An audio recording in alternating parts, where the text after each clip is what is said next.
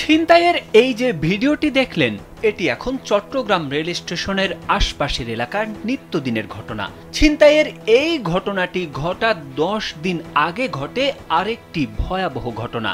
গেল 27 নভেম্বর নগরীর কোতোয়ালি থানাধীন লালদিঘি এলাকার জেলা পরিষদ মার্কেটের সামনে ছিনতাইকারীর ছুরিকাঘাতে ইসমাইল হোসেন নামের এক যুবক খুন হয়। আর এবারের ফুটেজে দেখা যায় এক যাত্রীর দিকে হঠাৎই ছুটে আসে 3 জন ছিনতাইকারী।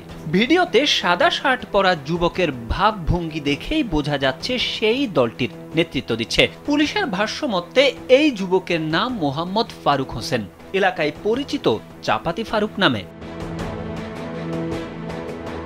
চট্টগ্রামের ডাকাতি, পথচারীর ওপর হামলা, মোবাইল ছিনতাই সহ নানা অপকর্মের এক ভয়ঙ্কর ত্রাসের নাম এখন ফারুক। নগরীর পুরাতন rail station, Kadamtali, new market মোড় ও আশপাশের এলাকায় তার নেতৃত্বে তৈরি হয়েছে একাধিক সংগঠিত অপরাধ চক্র। স্থানীয়রা বলছেন, ফারুক ও তার সহযোগীরা সাধারণ যাত্রীদের টার্গেট করে মুহূর্তের মধ্যে ছিনতাই করে পালিয়ে যায়। স্থানীয় এক বাসিন্দা জানান, সবাই আতঙ্কিত।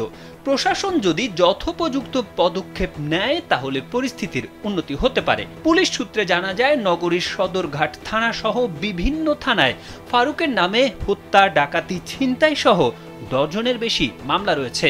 একাধিকবার গ্রেপ্তার হলেও প্রতিবারই জামিনে বেরিয়ে এসে আবার জড়িয়ে যায় একই ধরনের অপরাধে। স্থানীয়দের চাওয়া, এমন অপরাধীদের বিরুদ্ধে অতি দ্রুত ব্যবস্থা গ্রহণ করা হোক, তা না হলে ছিনতাইকারীদের দৌরাত্ম্য আরও বাড়বে। জানতে চাইলে সিএমপির জনসংযোগ শাখার কর্মকর্তা আমিনুর রশিদ গণমাধ্যমকে জানান, ছিনতাই সহ আরও নানা অপরাধে জড়িত দাগী আসামিদের ধরতে সিএমপির বিশেষ অভিযান চালানো হচ্ছে। তারেক আহমেদ, কালবেলা।